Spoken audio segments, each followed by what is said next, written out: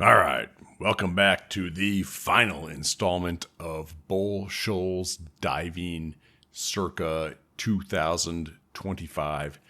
This was a very decent dive. We finally dropped below the murk, as you can see, with the 57-foot depth. As I recall, I was wearing a 3mm wetsuit, no hood, no gloves. Maybe I had the hood. I can't remember. Definitely no gloves, though, because I brought the gloves with me in a BCD pocket in case I wanted to use them. I got down there. It was good in the 3mm wetsuit. I was definitely getting a little chilly by the end, but my hands were good, which is weird because usually my hands get cold first. My hands and my toes are the first things to go.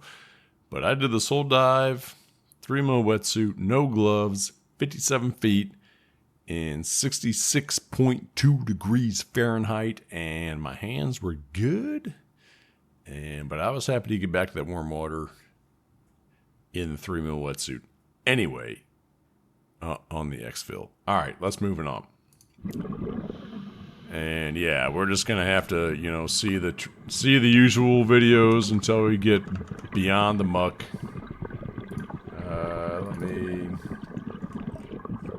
Got about a dozen tracks here, a dozen segments. Yeah, this is the crappy part of the dive. Hey, just stick to your buddy, man. This is the part of the dive where you're just like, stick to your buddy, stick to your buddy, stick. I ain't even here to see nothing. Sorry. I'm not here to see anything. My job is to stick with you until I can get below depth.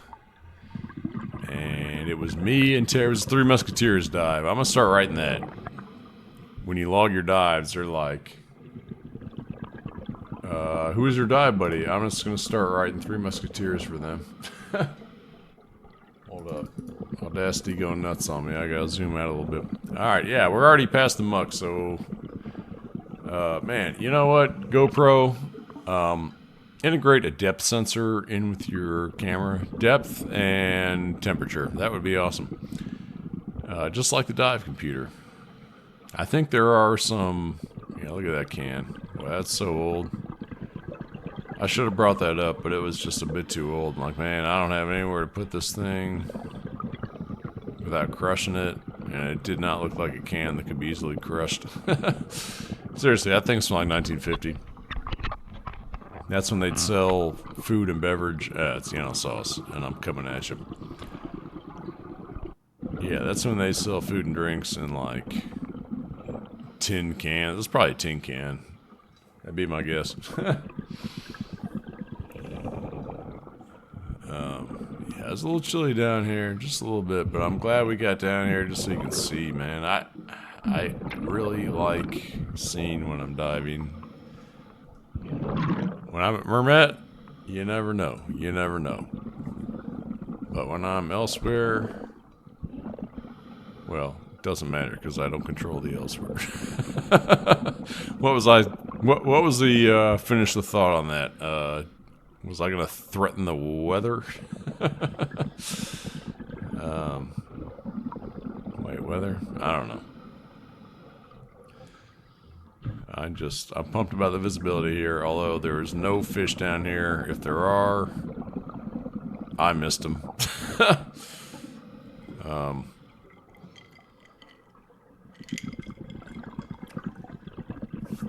Yeah, I don't know.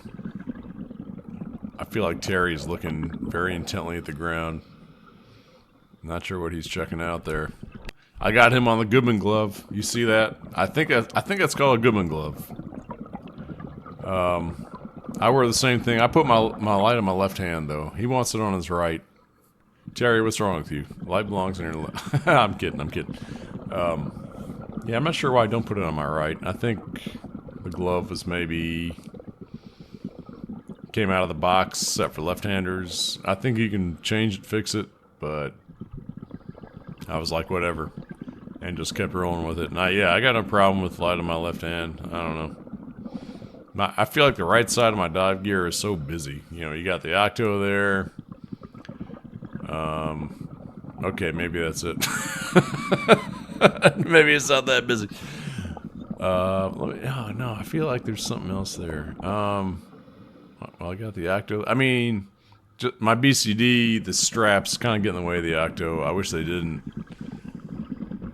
Yeah, I gotta. Dude, I need a BCD that's like taller and skinnier. Uh-oh, what did I find here? Tin can. Yeah, something that I'm not gonna take to the surface. I don't think. Yeah, I just left that thing there. If I had a mesh bag. Yeah, so Lake Norfolk, they do, I think it's them. They do, they have like a diving weekend. Well, let me make sure. Ooh, look at that Pepsi Cola. That's gotta be from like 1970, at least, if not before then. I'm staring into history on these dives, man. That's pretty cool. There's some Yana sauce, and I'm coming at you. Hold on. How many do I have left? 60? Oh, I got like 8 left. Man, what was I talking about? I've been really bad about trying to remember tangents. Man, I can't remember. It was something about Oh, they do a trash pickup. That's what I was saying. So Lake Norfolk, they do an annual trash pickup where they encourage divers to come grab a mesh bag and they give you free air fills, which is awesome. So you can go down there, dive, collect garbage, don't have to pay for it when you're there at least. Thought that was pretty cool. I should have grabbed that can. Why didn't I should have grabbed that can. There's Terry. That's Terry with the red split fins. I'd bet a lot of money. Oh yeah, I know that's him because I can see his light, so yeah. There was a moment in time where I thought those red split fins might have been Kurt's, and I don't know why. He's just standing there. What are you doing, Terry? I don't remember this. What dive is... Yeah, this is dive 6. Oh, yeah, this is the last one. What was... Oh, yeah, Terry found this bottle. I think he was blowing smoke rings out of it, maybe? Oh. Man, I might have to go back and look at that. I thought he had some smoke rings, or was trying to blow some smoke rings, but...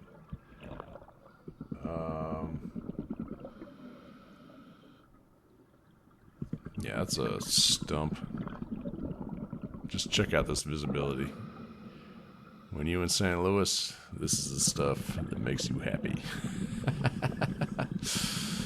I just keep thinking about the Azorian dive shop and what they would do in this lake. They'd lose their freaking minds, I think. I just don't know. I don't know. Man, if I had some money, I'd fly them all over here and be like, "What's up, Azorians? We're going to Mermet, and you're gonna love it."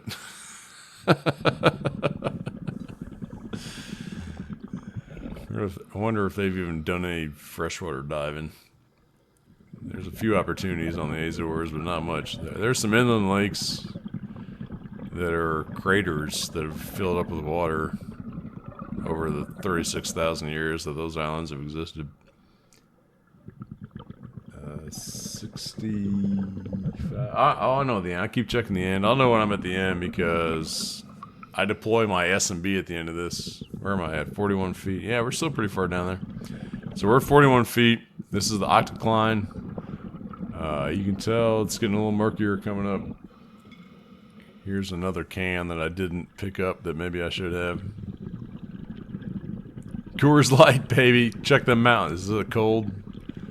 Yeah, I should have smashed that thing and put it in my pocket. I'm sorry, Bull Shoals. I would come for a cleanup dive. I would. I think it's 5 hours away. Or yeah, 5 hours. All right. Yeah, this was the end. One thing I learned in my self-reliant dive class that I took back in June that there is no GoPro footage for. I am pretty terrible at deploying an SMB, so I told my guys all weekend, like, hey, I could use some help. Or not help, I could use some practice. Probably both.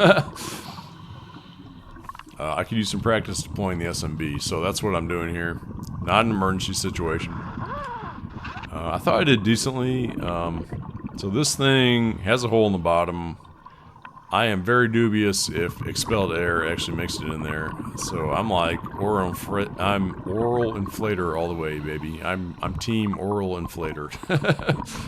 I'm sure teams are gonna form. So yeah, I blew it up. Then he let it loose. I probably didn't put a lot of air in there. So obviously the deeper you go, the better it's gonna be in terms of inflating, because you blow some air in there, and then as it rises, the air expands. You know, oh, smack the table again. You know the deal on that, but at least you should. I'm happy to give a tutorial on expanding air volume based on water pressure. But all right, that's gonna do it for the Arkansas dives. These were awesome, awesome trip. Stay tuned. I got the Azores coming up next. Beautiful, beautiful diving. You're gonna want to see that. I will see you there.